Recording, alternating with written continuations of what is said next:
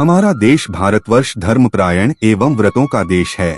हमारे यहाँ वार, मास, संक्रांति, तिथि आदि सभी के लिए अलग अलग व्रत हैं। प्रत्येक व्रत का अलग अलग महत्व और फल है। व्रत न केवल अपने आराध्य देवी देवताओं को प्रसन्न करने के लिए सुख शांति की कामना, धन, पति, पुत्र प्राप्ति हेतु, बल्कि महाकष्ट, असाध्य रोगों के समूल दमन, अपने पूर्व पाप कर्मों के फलस्वरूप मिलने वाले दुखों के निवारण हेतु प्रायश्चित्त रूप में भी किए जाते हैं। वास्तव में संसार महासागर में मानव मात्र के जीवन रूपी नौका को पार लगाने वाले, मोहमाया के बंधनों से मुक्त हो भगवान के ध्यान में लग मोक्ष की प्राप्ति में सहायक अगर कोई है तो यह व्रत है। बीमारी एवं शारीरिक कष्टों को दूर करने के लिए विभिन्न प्रकार के व्रतों का उल्लेख हमारे शास्त्रों में किया गया है। मानव को मिलने वाले सुखों दुखों का मूल कारण उसके पाप एवं पुण्य कर्मों का फल है। पाप कर्मों के फलस्वरूप मिलने वाले कष्टों को दूर करने एवं अपने पापों का प्रायश्चित्त व्रत द्वारा ही संभव है। प्रायश्चित्त में दान, उपवास, जप, हवन, उपासना प्रमुख हैं। यह सब कार्य व्रत में ही किए जाते हैं। प्रायश्चित्त करने से पाप और रोग दोनों ही क्षीण हो जाते हैं और जीवन में आरोग्य एवं सौभाग्य की वृद्धि होती है। मंगल यदि जन्मलग्न, वर्षलग्न, महादशा, प्रत्यंतर दशा आदि गोचर में अनिष्टकारी हो तो उसकी शांति के लिए मंगलवार का व्रत किया जाता है। मंगल के प्रदायक देवता का वार है मंगलवार। मंगल के देवता जब प्रसन्न हो जाते हैं तो अपार धन संपत्ति, राजसुख, निरोगता, ऐश्वर्य, सौभाग्य, पुत्र पुत्री प्रदान किया करते हैं। युद्ध विवाद में शत्रुओं पर विजय, नौकरी में उच्च पद की प्राप्ति, यह सभी मंगल की कृपा से ही मिलता है। दुर्भाग्यवश अगर मंगल देवता रुष्ट हो जाएं, अगर मंगल देवता नीच स्थान में हो अथवा मंगल की दशा बदलकर क्रूर हो जाए तो यह देव सुख, वैभव, भोग, संतान तथा धन को नष्ट कर दिया करता है।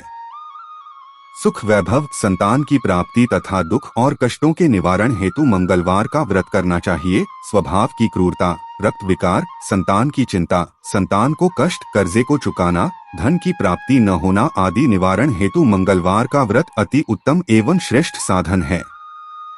श्री हनुमान जी की उपासना से वाचिक, मानसिक और संसर्ग जनित पाप, उपपाप तथा महापाप से दूर होकर सुख, धन तथा यश लाभ होता है।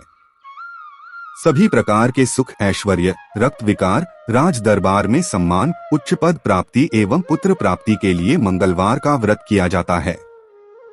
अब जानते हैं मंगलवार के व्रत की विधि के बारे में पूरी जानकारी। मंगलवार के व्रत को प्रत्येक स्त्री पुरुष कर सकता है।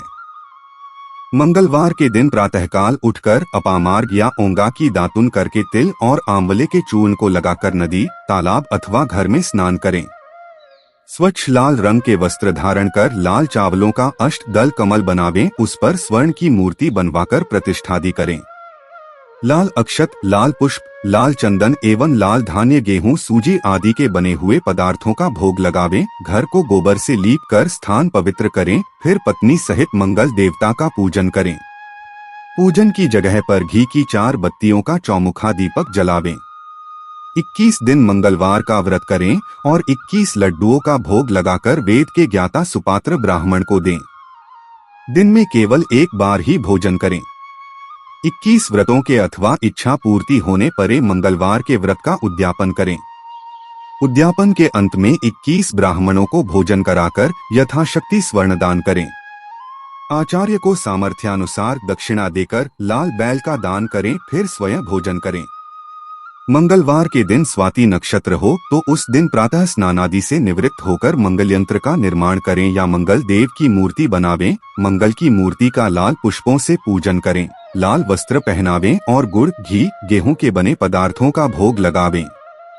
रात्रि के समय एक बार भोजन करें। पृथ्वी पर शयन करें। इस प्रकार मंगलवार का व्रत करें और 7वें मंगलवार को मंगल की स्वर्ण की मूर्ति का निर्माण कर उसका पूजन अर्चन करें। 2 लाल वस्त्रों से आच्छादित करें। लाल चंदन, षटगंध, धूप, पुष्प, सच्चावल, दीप आदि से पूजा करें। सफेद कसार का भोग लगावें। तिल, चीनी, घी का सांकल्य बनाकर ओम कुजाय नमः स्वाहा से हवन करें।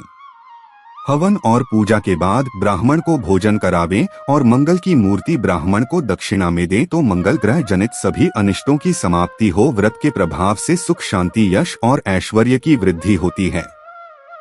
मंगलवार की पूजा करने, व्रत करने, मंगलवार की कथा सुनने, आरती करने और प्रसाद भक्तों में बांटने से सब प्रकार की विपत्ति नष्ट होकर सुख मिलता है और जीवन पर्यंत पुत्र पौत्र और धन आदि से युक्त होकर अंत में विष्णु लोक को जाता है और सभी प्रकार के ऋण से उऋण होकर धनलक्ष्मी की प्राप्ति होती है। स्त्री तथा कन्याओं को यह व्रत विशेष रूप से लाभप्रद है। उनके लिए पति का अखंड सुख संपत्ति तथा आयु की प्राप्ति होती है और वह सदा सुहागिन रहती हैं, अर्थात कभी भी विधवा नहीं होती हैं। स्त्रियों को मंगलवार के दिन पार्वती मंगल गौरी पूजन करके मंगलवार व्रत विधि कथा अथवा मंगला गौरी व्रत कथा सुननी चाहिए। यह कथा सर्व कल्याण को देने वाली होती है। मंगलवार व्रत कथा 1। व्यास जी ने कहा, एक बार नैमिषारण्य तीर्थ में 80,000 मुनि एकत्र होकर पुराणों के ज्ञाता श्री सूत जी से पूछने लगे, हे महामुने, आपने हमें अनेक पुराणों की कथाएं सुनाई हैं, अब कृपा करके हमें ऐसा व्रत और कथा बताएं जिसके करने से संतान की प्राप्ति हो तथा मनुष्यों को रोग, शोक, अग्नि, सर्व दुख आदि का भय दूर हो, क्योंकि कलयुग में सभी जीवों की आयु बहुत कम है। फिर इस पर उन्हें रोग चिंता के कष्ट लगे रहेंगे तो फिर वह श्री हरि के चरणों में अपना ध्यान कैसे लगा सकेंगे। श्री सूत जी बोले, हे मुनियों, आपने लोक कल्याण के लिए बहुत ही उत्तम बात पूछी है। एक बार युधिष्ठिर ने भगवान श्री कृष्ण से लोक कल्याण के लिए यही प्रश्न किया था। भगवान श्री कृष्ण और युधिष्ठिर का संवाद तुम्हारे सामने कहता हूँ, ध्यान देकर सुनो। एक समय पांडवों की सभा में श्री कृष्ण जी बैठे हुए थे। तब युधिष्ठिर ने भगवान श्री कृष्ण से प्रश्न किया, हे प्रभो नंदनंद गोविंद, आपने मेरे लिए अनेकों कथाएं सुनाई हैं, आज आप कृपा करके ऐसा व्रत या कथा सुनाएं जिसके करने से मनुष्य को रोग चिंता का भय समाप्त हो और उसको पुत्र की प्राप्ति हो। हे प्रभो, बिना पुत्र के जीवन व्यर्थ है, पुत्र के बिना मनुष्य नरकगामी होता है, पुत्र के बिना मनुष्य पितृऋण से छुटकारा नहीं पा सकता और न ही उसका पुन्नग नामक नरक से उद्धार हो सकता है। आथ पुत्रदायक व्रत बतलाएं। श्री कृष्ण भगवान बोले, हे राजन, मैं एक प्राचीन इतिहास सुनाता हूँ, आप उसे ध्यानपूर्वक सुनो। कुंडलपुर नामक एक नगर था, उसमें नंदा नामक एक ब्राह्मण रहता था। भगवान की कृपा से उसके पास सब कुछ था, फिर भी वह दुखी था। इसका कारण यह था कि ब्राह्मण की स्त्री सुनंदा के कोई संतान न थी। सुनंदा पतिव्रता थी, भक्तिपूर्वक श्री हनुमान जी की आराधना करती थी। मंगलवार के दिन व्रत करके अंत में भोजन बनाकर हनुमान जी का भोग लगाने के बाद स्वयं भोजन करती थी। एक बार मंगलवार के दिन ब्राह्मणी गृह कार्य की अधिकता के कारण हनुमान जी को भोग न लगा सकी तो इस पर उसे बहुत दुख हुआ। उसने कुछ भी नहीं खाया और अपने मन में प्रण किया कि अब तो अगले मंगलवार को ही हनुमान जी का भोग लगाकर अन्नजल ग्रहण करूंगी। ब्राह्मणी सुनंदा प्रतिदिन भोजन बनाती, श्रद्धा पूर्वक पति को खिलाती, परंतु स्वयं भोजन नहीं करती और मन ही मन श्री हनुमान जी की आराधना करती थी। इसी प्रकार 6 दिन गुजर गए और ब्राह्मणी सुनंदा अपने निश्चय के अनुसार भूखी प्यासी निराहार रही। अगले मंगलवार को ब्राह्मणी सुनंदा प्रातः काल ही बेहोश होकर गिर पड़ी। ब्राह्मणी सुनंदा की इस असीम भक्ति के प्रभाव से श्री हनुमान जी बहुत प्रसन्न हुए और प्रकट होकर बोले, सुनंदा, मैं तेरी भक्ति से बहुत प्रसन्न हूँ, तू उठ और वर मांग। सुनंदा अपने आराध्य देव श्री हनुमान जी को देखकर आनंद की अधिकता से विह्वल हो श्री हनुमान जी के चरणों में गिरकर बोली, हे प्रभु, मेरी कोई संतान नहीं है, कृपा करके मुझे संतान प्राप्ति का आशीर्वाद दें, आपकी अति कृपा होगी। श्री महावीर जी बोले, तेरी इच्छा पूर्ण होगी, तेरे एक कन्या पैदा होगी, उसके अष्टांग प्रतिदिन सोना दिया करेंगे।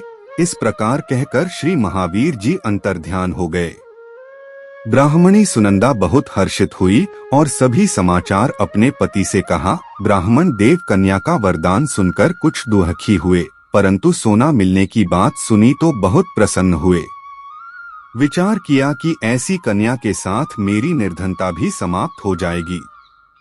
श्री हनुमान जी की कृपा से वह ब्राह्मणी गर्भवती हुई और 10वें महीने में उसे बहुत ही सुंदर पुत्री प्राप्त हुई। यह बच्ची अपने पिता के घर में ठीक उसी तरह से बढ़ने लगी जिस प्रकार शुक्ल पक्ष का चंद्रमा बढ़ता है।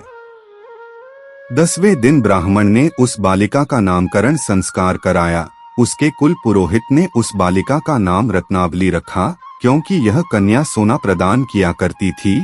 इस कन्या ने पूर्वजन्म में बड़े ही विधान से मंगलदेव का व्रत किया था। रत्नावली का अष्टांग बहुत सा सोना देता था। उस सोने से नंदा ब्राह्मण बहुत ही धनवान हो गए। अब ब्राह्मणी भी बहुत अभिमान करने लगी थी। समय बीतता रहा। अब रत्नावली 10 वर्ष की हो चुकी थी। एक दिन जब नंदा ब्राह्मण प्रसन्नचित्त था, तब सुनंदा ने अपने पति से कहा, मेरी पुत्री रत्नावली विवाह के योग्य हो गई है, अतः आप कोई सुंदर तथा योग्य वर देखकर इसका विवाह कर दें। यह सुन ब्राह्मण बोला, अभी तो रत्नावली बहुत छोटी है। तब ब्राह्मणी बोली, शास्त्रों की आज्ञा है कि कन्या 8वें वर्ष में गौरी, 9 वर्ष में राहिणी, 10वें वर्ष में कन्या, इसके पश्चात रजस्वला हो जाती है। गौरी के दान से पाताल लोक की प्राप्ति होती है, राहिणी के दान से बैकुंठ लोक की प्राप्ति होती है, कन्या के दान से इंद्रलोक में सुखों की प्राप्ति होती है। अगर हे पतिदेव, रजस्वला का दान किया जाता है तो घोर नरक की प्राप्ति होती है।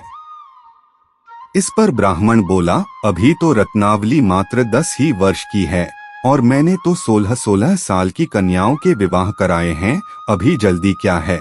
तब ब्राह्मणी सुनंदा बोली, आपको तो लोभ अधिक हो गया लगता है। शास्त्रों में कहा गया है कि माता पिता और बड़ा भाई रजस्वला कन्या को देखते हैं तो वह अवश्य ही नरकगामी होते हैं। तब ब्राह्मण बोला, अच्छी बात है, कल मैं अवश्य ही योग्य वर की तलाश में अपना दूत भेजूंगा। दूसरे दिन ब्राह्मण ने अपने दूत को बुलाया और आज्ञा दी कि जैसी सुंदर मेरी कन्या है वैसा ही सुंदर वर उसके लिए तलाश करो। दूत अपने स्वामी की आज्ञा पाकर निकल पड़ा। पंपई नगर में उसने एक सुंदर लड़के को देखा। यह बालक एक ब्राह्मण परिवार का बहुत गुणवान पुत्र था। इसका नाम सोमेश्वर था। दूत ने इस सुंदर व गुणवान ब्राह्मण पुत्र के बारे में अपने स्वामी को पूर्ण विवरण दिया। ब्राह्मण नंदा को भी सोमेश्वर अच्छा लगा और फिर शुभ मुहूर्त में विधिपूर्वक कन्यादान करके ब्राह्मण ब्राह्मणी संतुष्ट हुए। परंतु ब्राह्मण के मन तो लोभ समाया हुआ था। उसने कन्यादान तो कर दिया था पर वह बहुत खिन्न भी था। उसने विचार किया कि रत्नावली तो अब चली जाएगी और मुझे इससे जो सोना मिलता था वह अब मिलेगा नहीं। मेरे पास जो धन था कुछ तो इसके विवाह में खर्च हो गया और जो शेष बचा है वह भी कुछ दिनों पश्चात समाप्त हो जाएगा। मैंने तो इसका विवाह करके बहुत बड़ी भूल कर दी है। अब कोई ऐसा उपाय हो कि रत्नावली मेरे घर में ही बनी रहे, अपनी ससुराल ना जावे। लोभ रूपी राक्षस ब्राह्मण के मस्तिष्क पर छाता जा रहा था। रात भर अपनी शैया पर बेचैनी से करवटें बदलते बदलते उसने एक बहुत ही क्रूर निर्णय लिया। उसने विचार किया कि जब रत्नावली को लेकर उसका पति सोमेश्वर अपने घर के लिए जाएगा तो वह मार्ग में छिपकर सोमेश्वर का वध कर देगा और अपनी लड़की को अपने घर ले आवेगा, जिससे नियमित रूप से उसे सोना भी मिलता रहेगा और समाज का कोई मनुष्य उसे दोष भी नहीं दे सकेगा। प्रातःकाल हुआ तो नंदा और सुनंदा ने अपने जमाई तथा लड़की को बहुत सारा धन देकर विदा किया। सोमेश्वर अपनी पत्नी रत्नावली को लेकर ससुराल से अपने घर की तरफ चल दिया। ब्राह्मण नंदा महालोभ के वशीभूत हो अपनी मति खो चुका था। पाप पुण्य को उसे विचार न रहा था। अपने भयानक व क्रूर निर्णय को कार्यरूप देने के लिए उसने अपने दूत को मार्ग में अपने जमाई का वध करने के लिए भेज दिया था, ताकि रत्नावली से प्राप्त होने वाला सोना उसे हमेशा मिलता रहे और वो कभी निर्धन न हो। ब्राह्मण के दूत ने अपने स्वामी की आज्ञा का पालन करते हुए उसके जमाई सोमेश्वर का मार्ग में ही वध कर दिया। समाचार प्राप्त कर ब्राह्मण नंदा मार्ग में पहुंचा और रुदन करती अपनी पुत्री रत्नावली से बोला, हे पुत्री, मार्ग में लुटेरों ने तेरे पति का वध कर दिया है। भगवान की इच्छा के आगे किसी का कोई वश नहीं चलता है। अब तू घर चल, वहां पर ही रहकर शेष जीवन व्यतीत करना।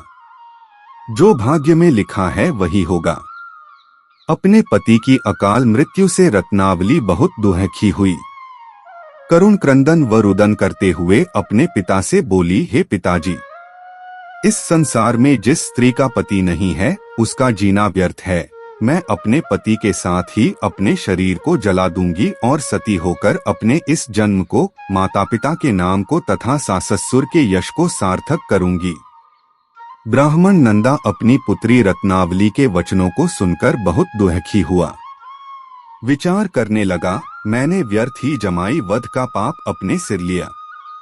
रत्नावली तो उसके पीछे अपने प्राण तक देने को तैयार है। मेरा तो दोनों तरफ से मरण हो गया। धन तो अब मिलेगा नहीं। जमाई वध के पाप के फलस्वरूप यम यातना भी भुगतनी पड़ेगी। यह सोचकर वह बहुत खिन्न हुआ। सोमेश्वर की चिता बनाई गई। रत्नावली सती होने की इच्छा से अपने पति का सिर अपनी गोद में रखकर चिता में बैठ गई। जैसे ही सोमेश्वर की चिता को अग्नि लगाई गई, वैसे ही प्रसन्न हो मंगलदेव वहां प्रकट हुए और बोले, हे रत्नावली, मैं तेरी पति भक्ति से बहुत प्रसन्न हूँ, तू वर मांग। रत्नावली ने अपने पति का जीवन दान मांगा। तब मंगलदेव बोले, रत्नावली, तेरा पति अजरमर है, यह महाविद्वान भी होगा, और इसके अतिरिक्त तेरी जो इच्छा हो वर मांग। तब रत्नावली बोली, हे ग्रहों के स्वामी, यदि आप मुझ पर प्रसन्न हैं तो मुझे यह वरदान दीजिए कि जो भी मनुष्य मंगलवार के दिन प्रातः काल लाल पुष्प, लाल चंदन से पूजा करके आपका स्मरण करे, उसको रोग व्याधि न हो, स्वजनों का कभी वियोग न हो, सर्प, अग्नि तथा शत्रुओं का भय न रहे। जो स्त्री मंगलवार का व्रत करे वह कभी विधवा न हो। मंगलदेव तथास्तु कहकर अंतर्ध्यान हो गए। सोमेश्वर मंगलदेव की कृपा से जीवित हो उठा। रत्नावली अपने पति को पुनः प्राप्त कर बहुत प्रसन्न हुई और मंगलदेव का व्रत प्रत्येक मंगलवार को करके व्रतराज और मंगलदेव की कृपा से इस लोक में सुख ऐश्वर्य को भोगते हुए अंत में अपने पति के साथ स्वर्ग लोक को गई। इति श्री मंगलवार व्रत कथा। मंगलवार व्रत कथा 2। मंगलवार व्रत की कथा इस प्रकार से है। ऋषिनगर में केशवदत्त ब्राह्मण अपनी पत्नी अंजलि के साथ रहता था। केशवदत्त के घर में धन संपत्ति की कोई कमी नहीं थी। नगर में सभी केशवदत्त का सम्मान करते थे, लेकिन केशवदत्त संतान नहीं होने से बहुत चिंतित रहता था। दोनों पति पत्नी प्रति मंगलवार को मंदिर में जाकर हनुमान जी की पूजा करते थे। विधिवत मंगलवार का व्रत करते हुए कई वर्ष बीत गए। ब्राह्मण बहुत निराश हो गया, लेकिन उसने व्रत करना नहीं छोड़ा। कुछ दिनों के बाद केशवदत्त हनुमान जी की पूजा करने के लिए जंगल में चला गया। उसकी पत्नी अंजलि घर में रहकर मंगलवार का व्रत करने लगी। दोनों पति पत्नी पुत्र प्राप्ति के लिए मंगलवार का विधिवत व्रत करने लगे। कुछ दिनों बाद अंजलि ने अगले मंगलवार को व्रत किया, लेकिन किसी कारणवश उस दिन अंजलि हनुमान जी को भोग नहीं लगा सकी और उस दिन वह सूर्यास्त के बाद भूखी ही सो गई। अगले मंगलवार को हनुमान जी को भोग लगाए बिना उसने भोजन नहीं करने का प्रण कर लिया। 6 दिन तक अंजलि भूखी प्यासी रही। 7वें दिन मंगलवार को अंजलि ने हनुमान जी की पूजा की, लेकिन तभी भूख प्यास के कारण अंजलि बेहोश हो गई। हनुमान जी ने उसे स्वप्न में दर्शन देते हुए कहा, उठो पुत्री, मैं तुम्हारी पूजा पाठ से बहुत प्रसन्न हूँ। तुम्हें सुंदर और सुयोग्य पुत्र होने का वर देता हूँ। यह कहकर हनुमान जी अंतर्धान हो गए। तत्काल अंजलि ने उठकर हनुमान जी को भोग लगाया और स्वयं भोजन किया। हनुमान जी की अनुकंपा से अंजलि ने एक सुंदर शिशु को जन्म दिया।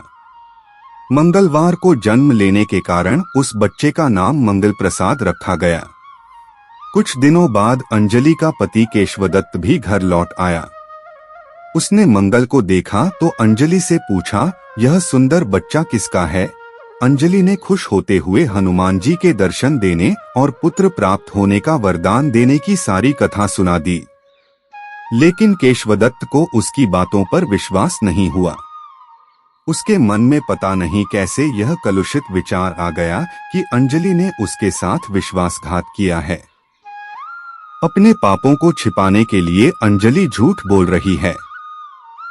केशवदत्त ने उस बच्चे को मार डालने की योजना बनाई। एक दिन केशवदत्त स्नान के लिए कुएं पर गया। मंगल भी उसके साथ था। केशवदत्त ने मौका देखकर मंगल को कुएं में फेंक दिया और घर आकर बहाना बना दिया कि मंगल तो कुएं पर मेरे पास पहुंचा ही नहीं। केशवदत्त के इतने कहने के ठीक बाद मंगल दौड़ता हुआ घर लौट आया। केशवदत्त मंगल को देखकर बुरी तरह हैरान हो उठा। उसी रात हनुमान जी ने केशवदत्त को स्वप्न में दर्शन देते हुए कहा, तुम दोनों के मंगलवार के व्रत करने से प्रसन्न होकर पुत्र जन्म का वर मैंने दिया था। फिर तुम अपनी पत्नी को उल्टा क्यों समझते हो? उसी समय केशवदत्त ने अंजलि को जगाकर उससे क्षमा मांगते हुए स्वप्न में हनुमान जी के दर्शन देने की सारी कहानी सुनाई। केशवदत्त ने अपने बेटे को हृदय से लगाकर बहुत प्यार किया। उस दिन के बाद सभी आनंद पूर्वक रहने लगे। मंगलवार का विधिवत व्रत करने से केशवदत्त और उनके सभी कष्ट दूर हो गए। इस तरह जो स्त्री पुरुष विधिवत मंगलवार का व्रत करके व्रत कथा सुनते हैं, हनुमान जी उनके सभी कष्ट दूर करके घर में धन संपत्ति का भंडार भर देते हैं। शरीर के सभी रक्त विकार के रोग भी नष्ट हो जाते हैं।